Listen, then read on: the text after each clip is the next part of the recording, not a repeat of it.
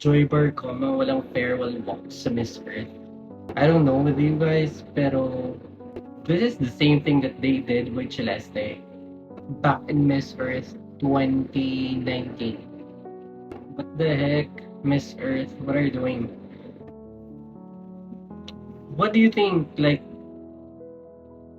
does she deserve na hindi magkaroon ng farewell walk sa Miss Earth? Parang ang sad as a pageant fan, as someone na nakaabang lagi, especially sa mga coronation nights. Parang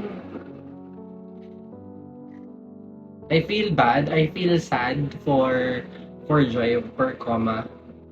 Sana hindi totoo yung kumakalat na photo na ito.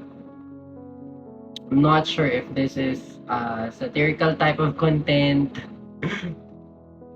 kasi neither from Joy herself or from Miss Earth organization, hindi sila nagko-confirm whether this one is true or not. Pero hopefully, fake news ito. Sana talaga. Because I think from a pageant fan's perspective, Joy deserves it. Joy deserves the final walk.